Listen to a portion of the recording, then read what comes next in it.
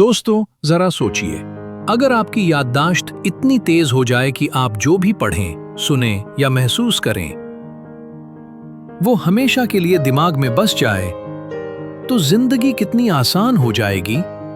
Exam हो या interview, काम का प्रेशर हो या किसी रिश्ते की बात, हर जगह आप एक अलग ही कॉन्फिडेंस के साथ खड़े होंगे।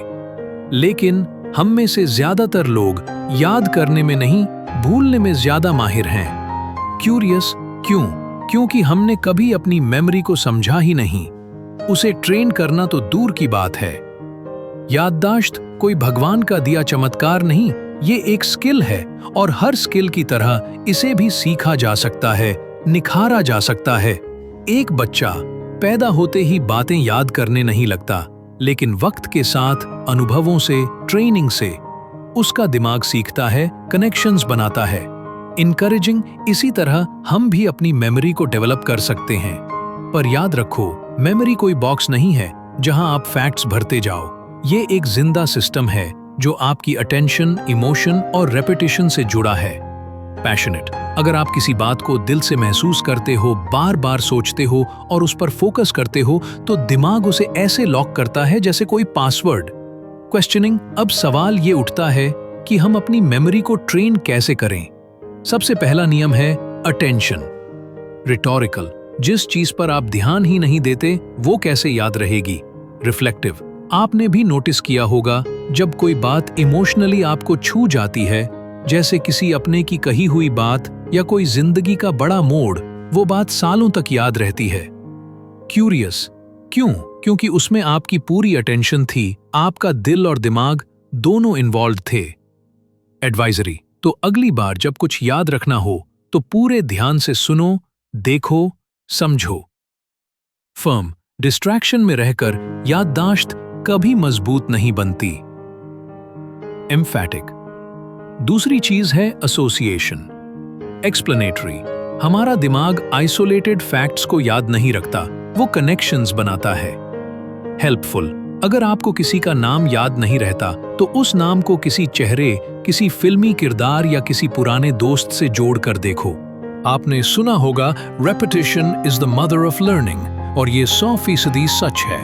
जब आप कोई बात एक बार पढ़ते हो तो वो कुछ देर के लिए शॉर्ट टर्म मेमोरी में जाती है, लेकिन जब आप उसी बात को कई बार दोहराते हो, लिखते हो, सुनते हो या सिखाते हो, तब वो बात आपके दिमाग के अंदर डीप मेमोरी ट्रेस बना लेती है। फिर वो भूलने वाली चीज नहीं रहती, वो आपकी हैबिट बन जाती है। आपने देखा होगा, एक गाना अगर एक बार सुना जाए तो जल्दी भूल जाता है, लेकिन वही गाना अगर बार बार सुना जाए तो उसका हर वर्ड, हर ट्यून जुबान पर आ जाता है। इसी तरह नॉलेज को भी बार बार रिपीट करने से वो आपकी सोच का हिस्सा बन जाती है। अब आता है विजुअलाइजेशन का जादू, यानी किसी कॉन्सेप्ट को इमेज में बदल देना। हमारा दिमाग वर्ड से ज्यादा पिक्चर्स को याद रखता है। अगर मैं कहूं ताजमहल, तो आपके दिमाग में एक इमेज आ जाएगी। सफेद संगमरमर की इमारत, उसकी खूबसूरती, उसकी नक्काशी, सब कुछ। लेकिन अगर मैं आपको एक पैराग्राफ पढ़ने को दूं जिसमें ताजमहल की डिटेल्स हों, तो आप उसे जल्दी भूल जाओगे। इसी तरह जब भी कुछ याद रखना हो, उसे एक कहानी, एक चित्र या एक अनुभव की तरह विजुअलाइज करो। इससे मेमोरी इंस्टेंटली तेज हो जाती है। अब एक बहुत जरूरी सवाल, क्या हर किसी की मेमोरी एक जैसी होती है? नहीं, लेकिन हर किसी की मेमोरी पावरफुल बन सकती है। फर्क सिर्फ इतना है कि कुछ लोग नेचुरली ऑब्जर्वेंट होते हैं और कुछ को ये स्किल सीखनी पड़ती है। लेकिन अच्छी खबर यह है कि मेमोरी ट्रेन करने की कोई उम्र नहीं होती। चाहे आप स्कूल में हो, कॉलेज में या किसी जॉब में, अगर आपने ठान लिया कि अब मेरी मेमोरी वीक नहीं रहेगी, तो आप उसे बदल सकते हो। और सबसे जरूरी बात, विश्वास। अगर आप खुद ही अपने दिमाग को बोलते रहोगे कि मुझे तो कुछ याद नहीं रहता, मेरा दिमाग बहुत कमजोर है, मुझे नाम, तारीख, नंबर सब भूल जाते हैं, तो फिर आपका सबकॉन्शियस माइंड भी यही मान लेगा। और जब सबकॉन्शियस मान ले तो दिमाग उसकी वैसी ही प्रोग्रामिंग कर देता है। इसलिए खुद से बातें करना सीखो, पॉजिटिव बातें। हर सुबह अपने आप से कहो, मेरी याददाश्त तेज है, मुझे सब कुछ अच्छे से याद रहता है, मैं हर दिन अपनी मेमोरी को मजबूत बना रहा हूं। अब बात करते हैं उस सबसे खतरनाक दुश्मन की, जो आपकी याददाश्त को चुपचाप खा जाता है, और वो है डर और तनाव। जब इंसान किसी बात से डरता है, नर्वस होता है या उस पर प्रेशर होता है कि मुझे ये बात याद रखनी ही है, तो आयरॉनिकली उसका दिमाग ब्लॉक हो जाता है। कितनी बार ऐसा हुआ है कि आप कोई जवाब जानते थे लेकिन एग्जाम में सब भूल गए, या किसी इंटरव्यू में सीधा सा सवाल पूछा गया और दिमाग ब्लैंक हो गया।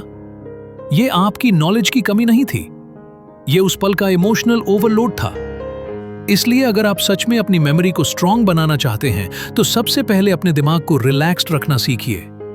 डीप ब्रीदिंग, थोड़ी मेडिटेशन या कभी-कभी बस आंखें बंद करके शांत बैठ जाना, ये सब दिमाग को रीबूट करने की तरह काम करते हैं। जब माइंड काम होता है तब वो इंफॉर्मेशन को ज्यादा अच्छे से अब्सॉर्ब और रिकॉल कर पाता है। इसलिए पढ़ाई या काम के बीच में छोटे-छोटे ब्रेक्स लेना जरूरी है। याददाश्त का मतलब सिर्फ ज्यादा पढ़ना नहीं है, स्मार्ट और माइंडफुल बनना भी है। अब बात करते हैं डाइट और लाइफस्टाइल की। आपका दिमाग कोई मशीन नहीं है, ये एक लिविंग ऑर्गन है और इसे भी फ्यूल चाहिए, एनर्जी चाहिए। अच्छी याददाश्त के लिए जरूरी है कि आप ब्रेन फ्रेंडली फूड खाएं, जैसे बादाम, अखरोट, हरी सब्जियां, ब्लूबेरीज और पानी भरपूर। डिहाइड्रेशन से भी मेमोरी वीक होती है, क्योंकि जब बॉडी थकी हुई होती है तो दिमाग भी स्लो हो जाता है। और हाँ, सीरियस नींद। अगर आप पूरी नींद नहीं ले रहे तो आप जितना भी पढ़ लो वो लॉन्ग टर्म मेमोरी में स्टोर नहीं होता, क्योंकि हमारी मेमोरी असल में स्लीप के दौरान ही ऑर्गेनाइज होती है, पुराने अनुभवों को नई चीजों से कनेक्ट करती है। और सबसे पावरफुल टेक्निक, टीचिंग अदर्स। जी हाँ, जब आप किसी और को कुछ सिखाते हो तो आप उस नॉलेज को अपने अंदर गहराई से दोहराते हो, समझते हो, और फिर वो नॉलेज आपके साथ जुड़ जाता है। एक स्टूडेंट जो सिर्फ पढ़ता है और दूसरा स्टूडेंट जो पढ़कर दूसरों को सिखाता है, दोनों की मेमोरी में फर्क होता है। इसलिए अगर कुछ याद रखना हो तो अपने दोस्त को समझाओ, इमेजिनरी क्लासरूम बनाओ या मिरर के सामने खड़े होकर खुद को समझाओ। यही असली मास्टर मेथड है। अब आइए समझते हैं कि हम अपनी याददाश्त को रोजमर्रा की जिंदगी में कैसे इस्तेमाल करें, ताकि ये सिर्फ एक टैलेंट न रह जाए बल्कि हमारी पहचान बन जाए। आपकी मेमोरी आपके आत्मविश्वास से सीधी जुड़ी होती है। जब आपको चीजें याद रहती हैं, किसी का नाम, कोई पुरानी बातचीत, कोई जरूरी जानकारी, तो सामने वाला भी आप पर भरोसा करता है। वो सोचता है कि आप एक जिम्मेदार, होशियार और सजग इंसान हैं। इसलिए याददाश्त बढ़ाना सिर्फ अपने लिए नहीं, समाज में एक असरदार छवि बनाने के लिए भी जरूरी है। अब एक बहुत जरूरी बात, ऑब्जर्वेशन। आपने कभी सोचा है कि कुछ लोग बिना कोशिश के सब कुछ देख लेते हैं और याद भी रखते हैं, जैसे किसी का चेहरा, उस दिन उसने कौन से कपड़े पहने थे, कमरे में कौन सी चीज कहां रखी थी। ऐसा क्यों? क्योंकि वो लोग ऑब्जर्व करते हैं, सिर्फ देखते नहीं। जब आप किसी भी चीज को ध्यान से, दिलचस्पी के साथ, क्यूरियोसिटी के साथ देखते हो तो आपका दिमाग उसे ऑटोमेटिकली मेमोरी में स्टोर कर लेता है। इसलिए अगली बार जब किसी से मिलें, उस पर ध्यान दीजिए, उसकी आवाज, हाव भाव, बात करने का तरीका। आप देखेंगे कि बिना एफर्ट के ही वो इंसान आपकी याद में बस गया है। एक और चीज, अगर आप मल्टीपल सेंसेस का यूज करते हैं तो याददाश्त कई गुना बढ़ जाती है। मतलब अगर आप कोई जानकारी सिर्फ पढ़ रहे हैं तो कम याद रहेगा, लेकिन अगर आप उसे पढ़ते समय बोल रहे हैं, सुन रहे हैं, लिख रहे हैं और सोच भी रहे हैं, तो वो बात डीप माइंड में उतर जाती है। इसे ही कहा जाता है मल्टी सेंसरी लर्निंग। यानी जितनी ज्यादा इंद्रियां आप इस्तेमाल करते हो, उतनी ज्यादा मेमोरी पावर बनती है। अब बात करते हैं नेम्स और फेसेस याद रखने की। बहुत लोगों को यह समस्या होती है कि नाम तो सुन लेते हैं, लेकिन कुछ मिनट बाद ही भूल जाते हैं। अगर आप सच में अपनी याददाश्त को उस स्तर तक ले जाना चाहते हो जहां लोग हैरान हो जाएं, तो आपको अपनी सोच को बदलना होगा। क्योंकि याददाश्त सिर्फ दिमाग की ताकत नहीं, ये आत्मविश्वास और अनुशासन की पहचान है। एक मजबूत याददाश्त वाला इंसान सिर्फ फैक्ट्स याद नहीं रखता, वो इंसान दिलों को भी याद रखता है।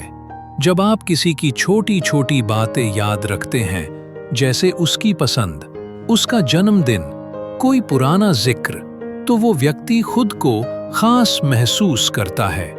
और यही होता है जीवन में सफल लोगों का सीक्रेट, याददाश्त का भावनात्मक इस्तेमाल।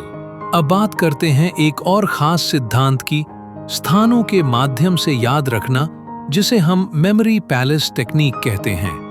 इसमें आप अपने मन में एक जाना पहचाना स्थान, जैसे अपना घर, स्कूल या ऑफिस, विजुअलाइज करते हैं। फिर जो चीजें याद रखनी हैं, उन्हें आप उस जगह के अलग अलग कमरों या कोनों में मेंटली रख देते हैं। जैसे अगर आपको 5 पॉइंट्स याद रखने हैं, तो सोचिए कि आपका पहला पॉइंट आपके कमरे में है, दूसरा किचन में, तीसरा बालकनी में। और जब आप उन्हें रिकॉल करते हैं, तो उन जगहों से वो बातें जुड़ी हुई मिलती हैं।